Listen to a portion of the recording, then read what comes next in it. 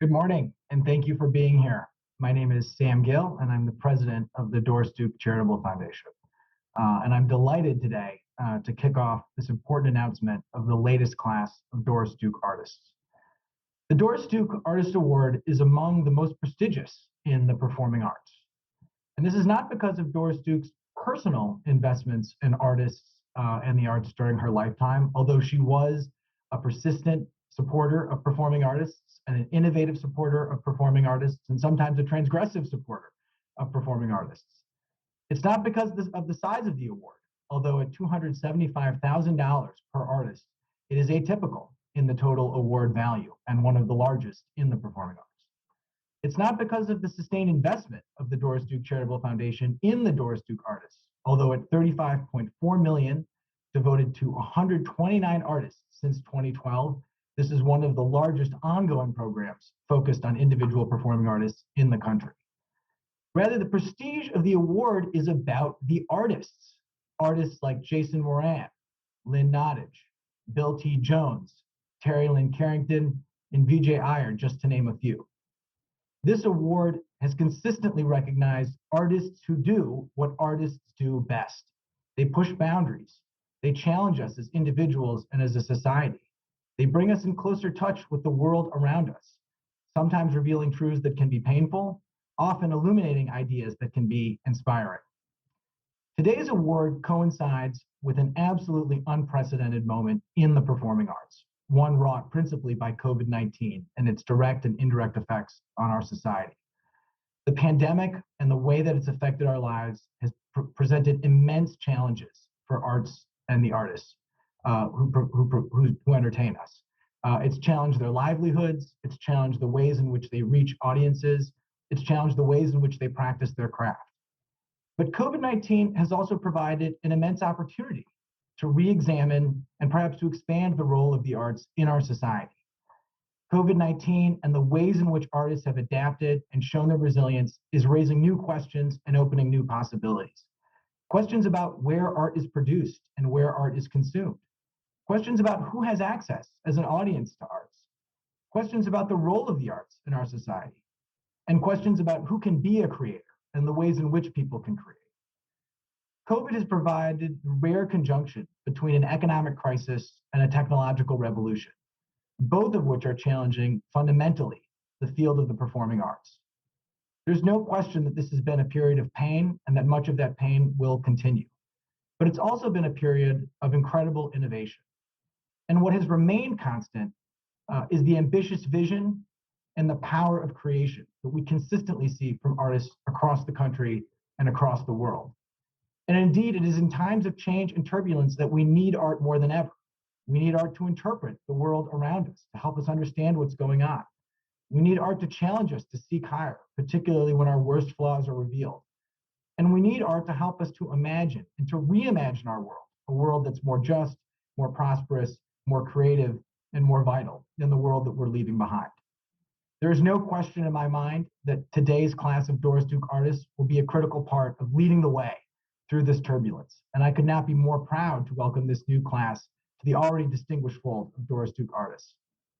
And with that, it is my incredible pleasure and honor to introduce my colleague, the force behind this award, and the director of our performing arts program at the Doris Duke Charitable Foundation, Maurine Knighton. Thank you, Sam, and good morning, everyone.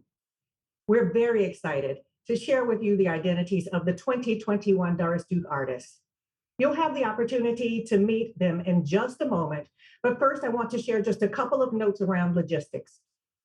If you experience any technical difficulties or need technical support of any kind at any point in the event, please email events@ddcf.org. That's events@ddcf.org for assistance, and we'll get things sorted out quickly. If you'd like to submit a question during today's question and answer period, please type it into the Q&A prompt at the bottom of your screen, and we'll review it when we begin the Q&A.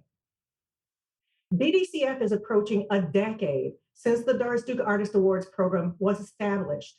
And with this year's class, our foundation is reaffirming its commitment to theater, contemporary dance, and jazz artists. The Doris Duke Artist Award is not for lifetime achievement. Rather, it's for those performing artists making the most vital contributions today, regardless of their length of time in the field. Awardees are selected by their artist peers from the field through a confidential nominations and review process. And the foundation extends its thanks to these and other Doris Duke artists for creating dialogues that help us make sense of the world and help us imagine a better way forward collectively. And now, our first 2021 Doris Duke Artist Award recipient in the field of theater is Lileana Blain-Cruz.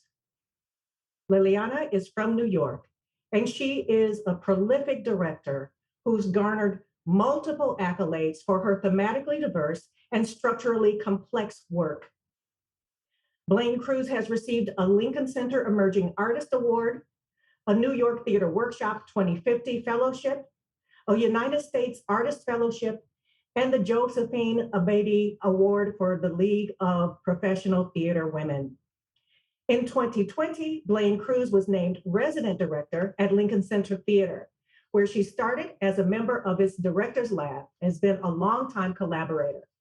Most recently there, she received an Obie Award for her direction of Jackie Sibley's Drury's Mary Seacole. Blain-Cruz is also the co-founder and director of the ensemble company Overhead Projector, which devises new work. Welcome, Lileana. Thank you. Oh my God.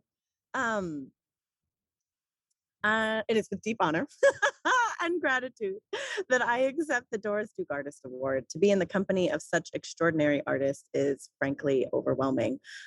We are currently living in a moment of transition. The world feels like it is cracked open and we are experiencing seismic shifts. I remember when the pandemic began, it was immediately a moment of questioning what is important, what has meaning in this life, how are we going to reckon with this devastation, how are we as human beings going to move forward in this chaos. And as I was in the midst of wrestling with all of these questions with everyone around me, questions like what does it mean to be an artist and what kind of artist do I want to be? This award came right in the nick of time as a profound encouragement to say yes to art, to say yes to experimentation, to say yes to living and caring for family and loved ones and ourselves, myself, to say yes to life and to love. Special shout out on those terms to my mom and my dad and my grandmothers and my grandfathers and brother and uncles and aunts and cousins and nephews and sister-in-law who have supported me in this tumultuous path of making theater. Special shout out and thank you to the amazing teachers and mentors, my collaborators, the amazing writers, incredible designers, actors, stage managers, production teams, technical teams, producers who have also said yes and supported the wild and crazy visions I hope to share with the world. Because at the end of the day, making theater, directing theater is about people. And if there is anything that this pandemic has taught me, it is how deeply I love people and making art in communion with them and for them, in the deep practice of watching and listening and questioning and empathizing with all of the complexity of our humanity. And so again, thank you to the Doris Duke Charitable Foundation for seeing the light and vitality in me in the midst of a moment of such great fear and anxiety and giving me the great gift and resource to live and dream and persevere. Thank you. Thank you, Lileana. Our second 2021 Doris Duke artist is also in the field of theater. He is Teo Castellanos of Miami, Florida. He is a director, actor, and writer whose powerful work is characterized by his distinctive artistic voice and vividly imagined explorations of societal problems. Castellanos' work aims to decentralize Eurocentric theater models by digging into the storytelling traditions of his native Puerto Rico. His award-winning solo show, Northeast 2nd Avenue, toured for a decade after winning the Fringe First Award at the Edinburgh Fringe Festival in Scotland. His most recent solo, Third Trinity, is a 22-character play written and performed by Castellanos with direction and dramaturgy by 2014 Doris Duke artist, MacArthur Fellow, Academy Award winner and longtime collaborator, Terrell Alvin McCraney. Teo, welcome. Hey, everyone.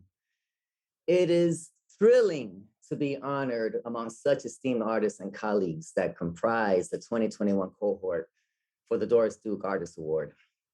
I would like to start by thanking my wife, Lorna, and daughter, Jaquin, who always have my back, my feet, my toes, everything, and who has supported me 1,000% in this life of creative endeavors. Thank you to the Doris Duke Charitable Foundation and to the panel of peers who gave me their vote of confidence. Thank you for recognizing and acknowledging the work I've created for the last 30 years. My work is non-traditional by Eurocentric standards, but very traditional in the ancestral lineage of BIPOC communities.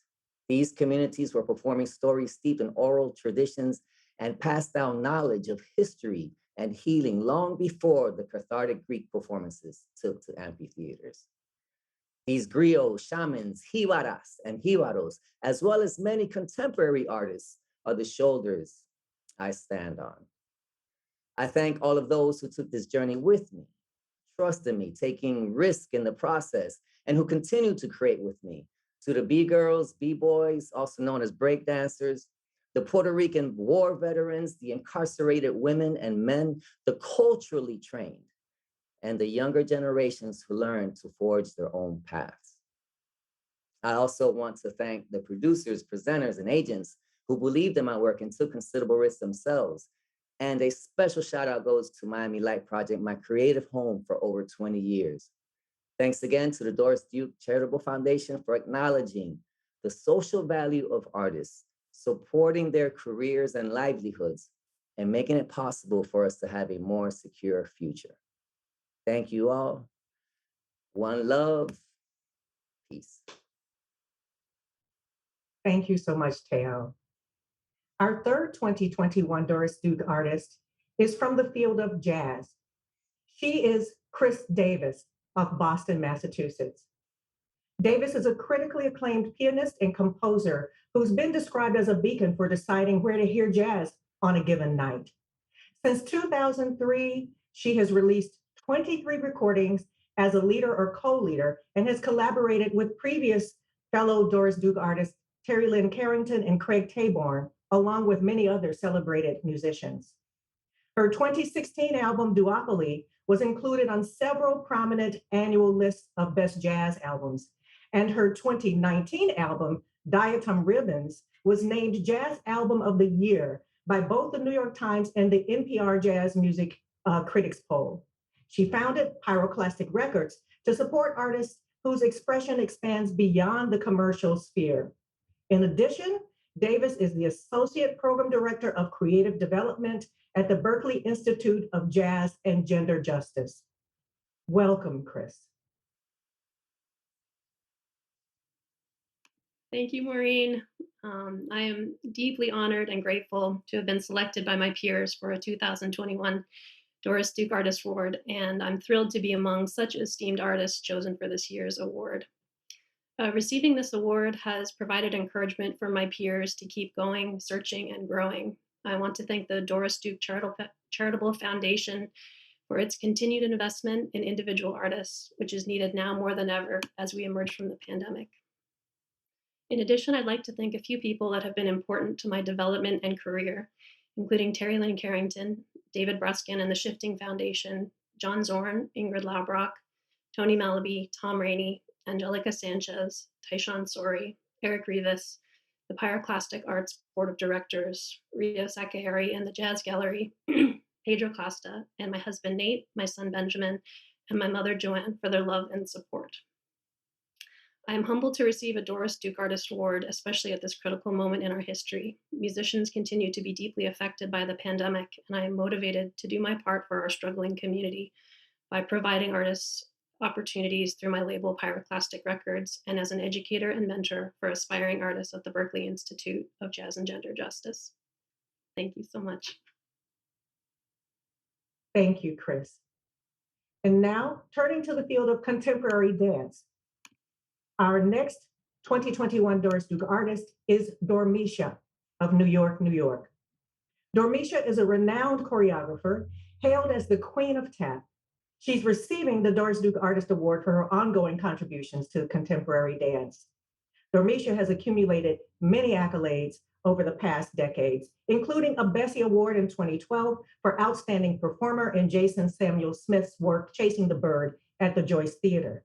In 2019, she returned to the Joyce with her own critically acclaimed piece, And Still You Must Swing, a dance piece she choreographed for the Jacob's Pillow Festival in 2016.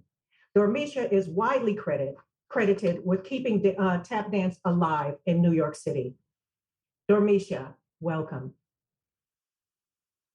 Thank you, Maureen. I first want to say thank you to the Doris Duke Charitable Foundation and to my peers for selecting me to be a Doris Duke artist. I want to thank my family and friends for their continued love and support. I want to thank my teachers, Paul and Arlene Kennedy, for infecting me with their love and knowledge of tap dance. And to the artists who trusted me with their work, and to artists who have helped bring my visions to life, I say thank you. When I found that I was selected to be a Doris Duke artist, it seemed as though everything stood still for a moment. Then the tears began to flow. Tears of joy and tears of relief, because suddenly a weight was lifted.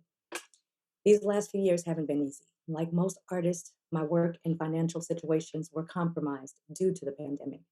Performances, classes, and projects were postponed until further notice. But art is necessary for artists and enthusiasts alike, so we all found Zoom and made the best of the situation.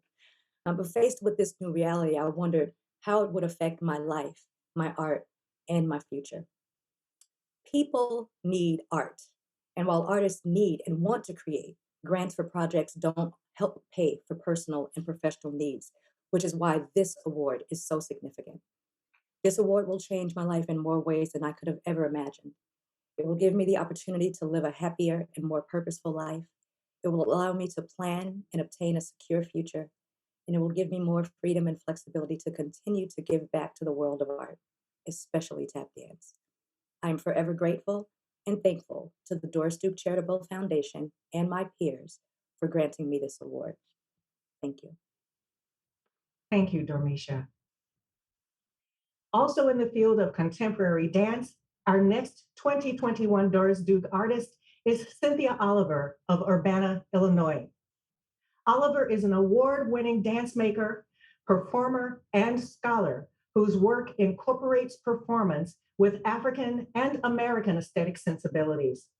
Born in the Bronx, New York, raised in the Virgin Islands, and significantly influenced by the Black avant-garde, Oliver is known for creating performance collages that move from dance to word and then to sound and back again toward an eclectic and provocative dance theater. One of her most recent evening-length performance works, Vairago Mandem, premiered at BAM's 2017 Next Wave Festival and then toured the country.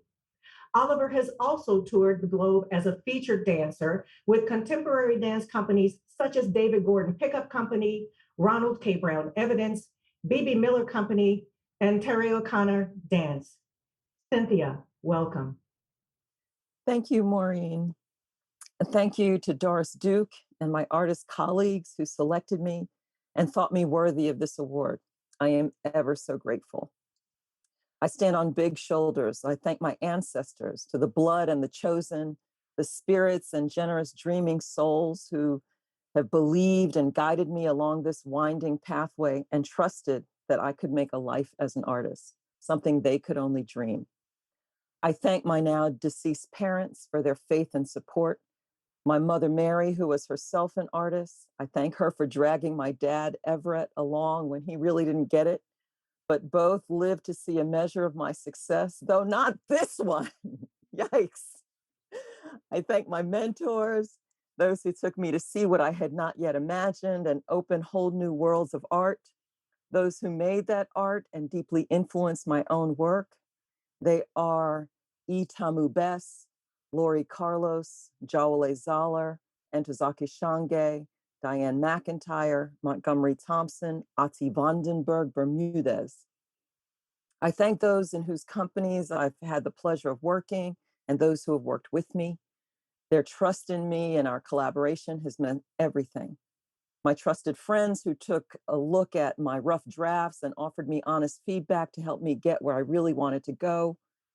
I thank the presenters who gave and continue to give me a chance to make my work, and those delicious audience members who come and see what it is that I make. I appreciate them, I need them, I end them, I love them.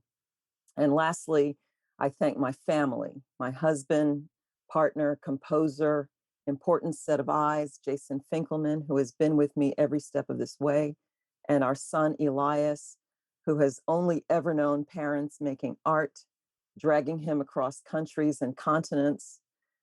Thank you again, Doris Duke. This award means everything. Thank you, Cynthia.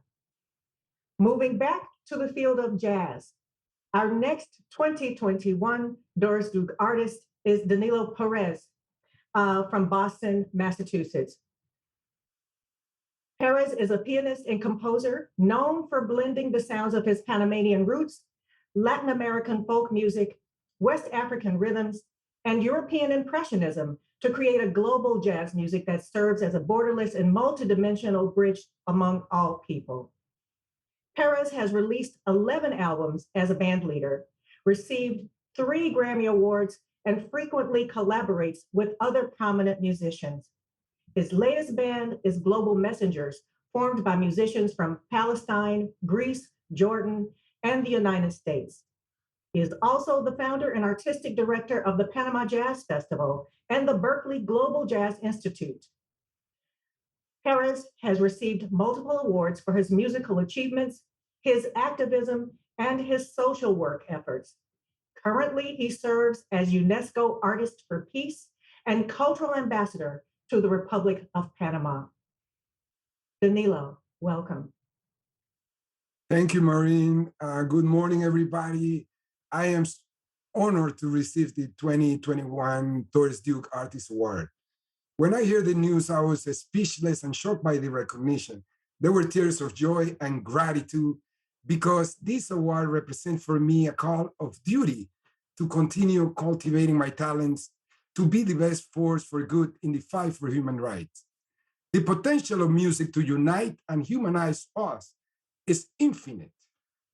We have experienced the power of music to connect us during this pandemic year and be a healing tool in our life, knowing that there is a lot of scientific evidence showing how music can benefit our health, and that the practice of individual and collective development through jazz improvisation can help us improve social behaviors that contributed to a more compassionate and inclusive society gives me hope.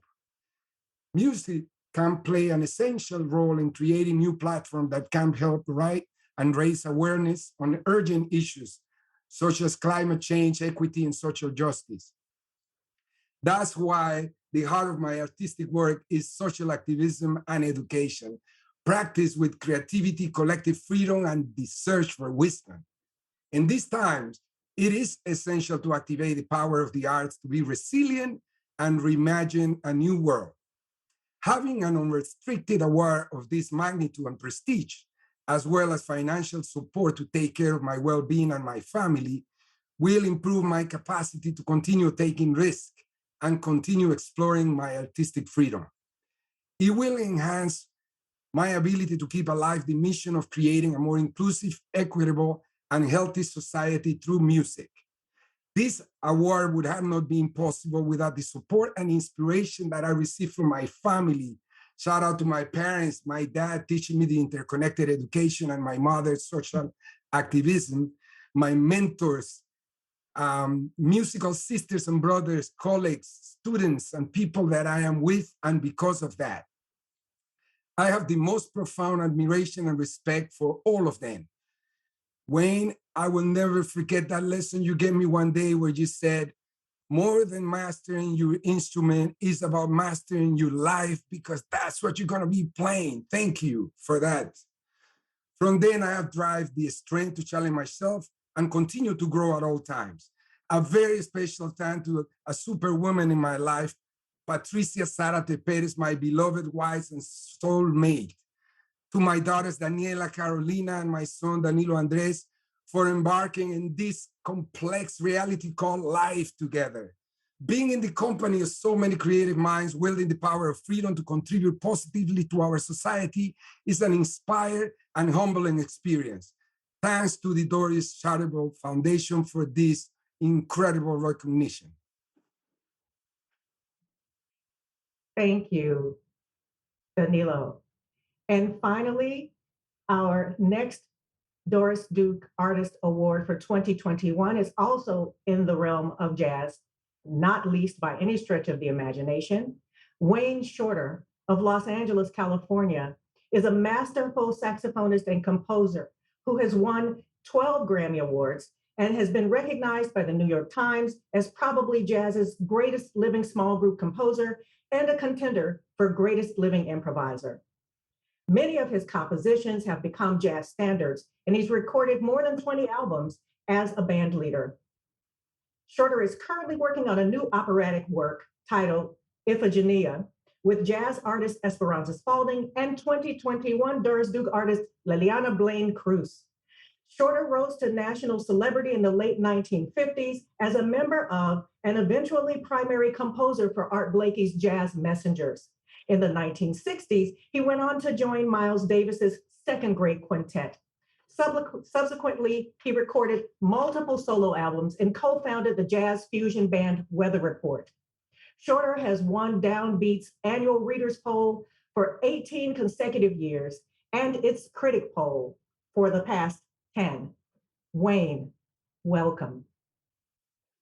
Hello, everybody. I'm coming from the depths of a hospital room. And I just thinking that when I first started playing and studying the clarinet, my teacher's name was Jack Arnold Press. He had a music store right around from Arts High School in Newark, New Jersey. And then on my own, I went to the Adams Theater when I played hooky. They were looking for me, they could find me in the theater because the Adams Theater had a movie, or like two movies, and a stage show. When the stage show opened up, I think the first one I saw was Charlie Parker, and that saxophonist, great saxophonist, who his initial efforts helped to change the course of what they called jazz. And all along the way, I'm going to think a lot of people that I met Louis Armstrong, Lionel Hampton, all these people I met, Woody Herman, my man. And when I started with this, going to the jam sessions in New York, the whole talk of the town was jazz will not last. Jazz will not, jazz is dead. So me and some other people kept going to the jam sessions, and we met people that have a lot of influence and influenced me my going ahead, stubborn going ahead attitude. So then I heard about Doris Duke. She was in the nightclubs, some of the nightclubs, Birdland. The other one was maybe the Palladium and the Fourth Deuce.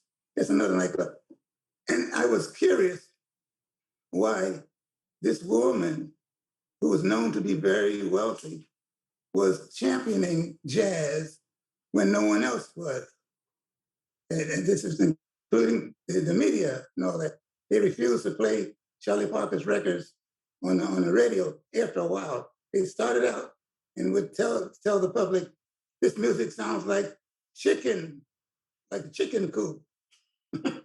So they were at a blanket offensive against jazz moving along.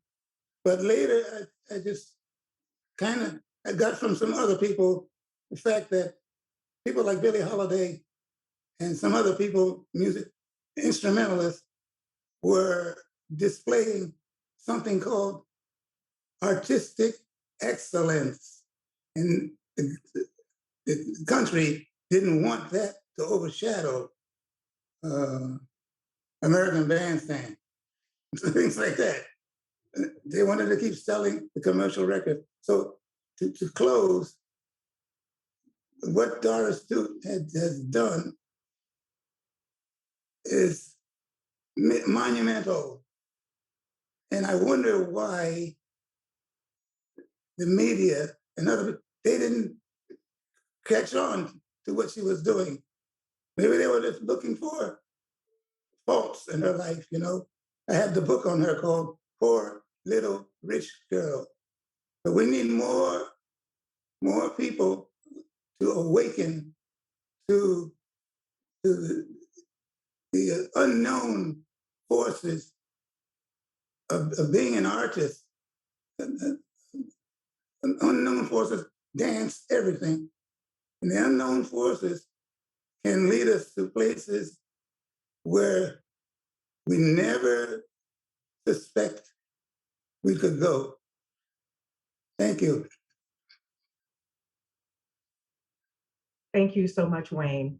And thank you again to Lileana, Teo, Kris, Dormeshia, Cynthia, and Danilo as well. Your work inspires, encourages, and nurtures us all.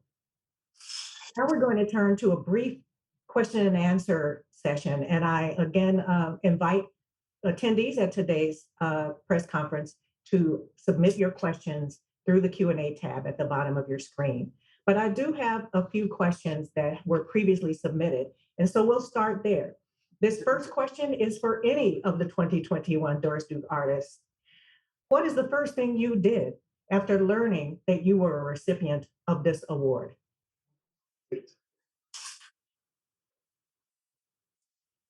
You remember the breakfast?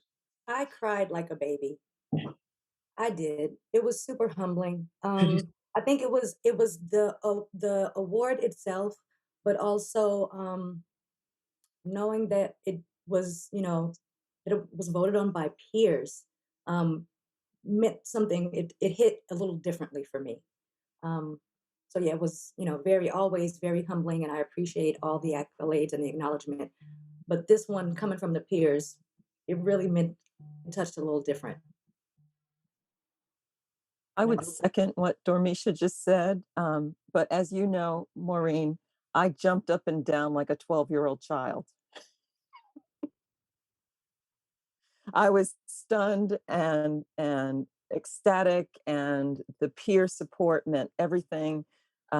This came out of the blue for me. I didn't expect it. It was a surprise, and all I could do, the only expression I could do was leave this little chair and jump up and down right back there. Me too. I couldn't believe it. But I remember there was a nest of birds getting built in front of my studio and the piano. And I saw how hard they work on it, building this nest. And then once the family was born, they left. Before they left, I took the time to say thank you. Also, to witness life, the birth of birds, and to witness this amazing recognition. Thank you. Thank you. And so one of the threads that runs through your collective body of work, if I may call it that, is this notion of social justice. And so I'm wondering how the pursuit of social justice is fueling your work right now. And that's for anyone who'd care to respond.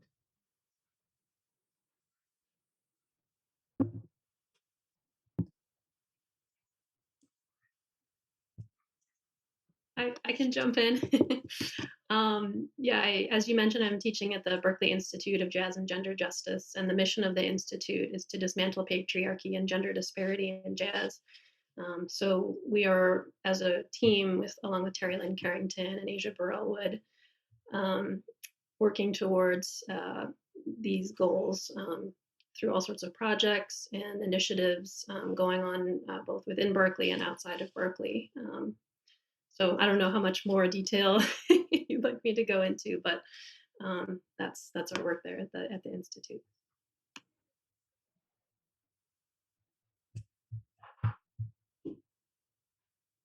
I'm just gonna say, like, I'm like crying right now because I'm working with Wayne Shorter and Danilo Pérez in like just a moment. I'm literally sitting outside the theater right now, and I just want to like echo this idea of you don't know where the forces might take you, right? You just don't know what way the path is gonna journey you. And I think that's part of the reason why I love making work. I think that it gives us, like Danilo was saying earlier, it gives us pathways that we don't even know how to experience into to freedom. Because that's what I'm fighting for. Yes, freedom of our imagination, freedom of our spirit, freedom of being able to live, and working with greats like these folks like Wayne Shorter is just for me testimony of imagining futures together, which is really powerful. And I have a little story. It's really short. It's about the great saxophonist Lester Young. Lester Young was a great saxophonist, and he would display characters like feministic characters when he talked, when he walked. He would call his compadres or other musicians, "Here she comes." And Dizzy Leslie's walking toward him. He said, "Here she comes down the street." Every man was she.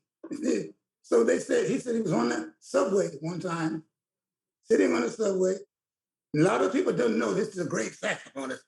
The guy sitting next to him was a little tipsy, little too tipsy. And every time the train jerked, the guy would kind of get closer and closer. And then he got too close. Lester Young said he had he and Dizzy Gillespie had this little knife that you can take the blade out with your thumb. So Lester Young said, when he got too close, I had to cut him. To me, that's that rhythm that you put into that rhythm, you know. And the classical people are being pulled into a lot of things called syncopation and anything like that. And we hope that can work out and everybody become friends. I had to cut him. So it's a humor. Yes. It's in jazz. Thank you, Wayne. Maurine, I wanted to add also to the work that Kris Davis was talking about at Berklee College of Music. We founded an institute called Berklee Global Jazz Institute, and in that environment, have developed a curriculum that tied up different elements of the preparation that young students that we believe the tools for the 21st century young students will need, and have one of our main goals is to offer students perspectives that transcend categorization and stereotypes, while fostering a new learning environment where artistic experiences are fulfilled, social and intellectually. That will interconnect with themes like social activism, social outreach, and we are offering, out of my experience with the Wayne Shorter Quartet, because that was one of the greatest examples of true democracy and equity and social justice in terms of working for so many years, collectively doing individual and collectively coming out with one sound that really embraces the potential of humanity. And that's what we're trying to do at the Berklee Global Jazz Institute, creating new curriculum. That's what I do there. And in Panama, creating projects that open and give opportunity to people through music, become alert and awake to really resist and reimagine the new world we need to confront right now. Maurine, I also just wanted to say a few words about that. I feel as though many of us work on multiple fronts all the time. There's the activism that we do outside of the studio, always in the interests of other artists and trying to create a better life for all of us. One of the ways I feel like I do that inside my work is because of its mission of recognition. I think in order for us to have a more just world, we've got to recognize the value of everyone. And so my practice has always been about looking at the quotidian, looking at what we do, what Black people, people of color do every single day that is creative, that is life affirming, that is genius, and putting that into a body of work so that we start to recognize ourselves as well as having others recognize what it is that we do and we offer. Cynthia. If I may jump in real quick. Please do. I just want to say that that ever since I began creating my own work, it's always been there. I could not help it, to the point that 30 years later, I actually set out my new work and saying I'm not going to address any social issues in this piece. I'm just going to make that statement by the bodies on stage, but it won't be in the text. Well, as I began writing, it's definitely with the bodies on stage as well as in the writing. I just could not help myself but to write in that direction because this is what I've been doing. I'm going to say my entire career. Thank you, Teo. We have just a couple more questions, or time for just a couple more questions. I want to start with one that is for Danilo. What does this award mean for the Danilo Pérez Foundation, as well as the different programs such as the Panama Jazz Festival? Last year, when the pandemic hit, my wife and I really, we set up the emergency light because for the first time in my life, I felt, and we felt that we couldn't hold the work, the social activism work that we've been doing for almost more than 30 years. And we were really sad about it. We have to make the hard decision to give a time, and our time was 6 months of existence, which was breaking my heart, and I had to swallow that alone. After losing all the concerts and everything, I just couldn't hold the length that we needed. We couldn't expand it. There was a lot of challenge anyway. But we gathered together in a state of emergency. Everybody who we have worked with, all these students, all those underprivileged students that come from underprivileged areas, came together and innovate. They really created a new foundation, basically, and we were able to survive with their expertise. We moved forward, and we were able to pass one of the hardest times. So what this award does for me is just enhance that capacity and give us the financial freedom to continue the mission, hopefully to the rest of my life in this earth. And to my wife too. What this means is I think this will expand our global collaborations.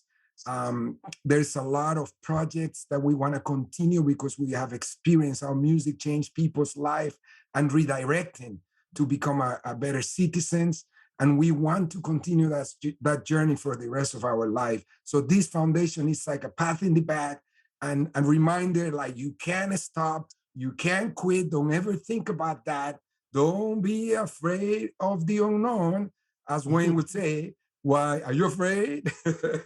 So I think this is just incredible. I feel like an incredible call of duty responsibility, and to keep increasing and augmenting the visibility of our work in Panama for the benefit of all those students.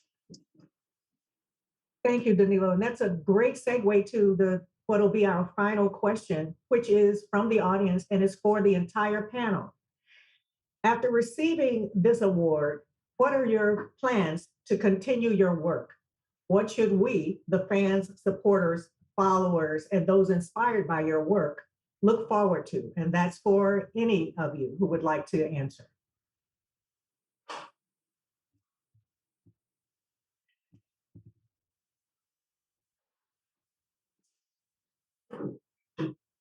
I'd say that you can look forward to not putting the new music that's coming out and body movement and dance and all that, putting it in a box. The corporate record company thing and all that, as far as I'm concerned, has been shattered. The ceiling, the walls, the floor, everything shattered. So it is not with malice that I champion going ahead into the future and not fearing the unknown. I embrace the thought, just the thought of it, and I have to pay good attention to the fact that it will be open for ridicule, to be subjugated to something that does not sell. It's not marketable. So the future is going to be surprise. Love that. And that's a great note on which to end, Wayne. Thank you so much. And I think, we with all due respect, would like to hope that this award can be a part of generating the surprise. So congratulations again to each and every one of you as 2021 Doris Duke Artists. We can't wait to see what you do next, even if it's just taking a nap. So thank you for everything you've done already and for what you will do to continue to impact not only the field of performing arts, but the world as well. I want to thank all of our attendees for joining us for today's event. If journalists have follow-up questions, feel free to email us at comms, COMMS, @ddcf.org for any additional press requests. Thank you again, everyone. We wish you all the best. And finally, congratulations again to our 2021 Doris Duke Artists. Goodbye.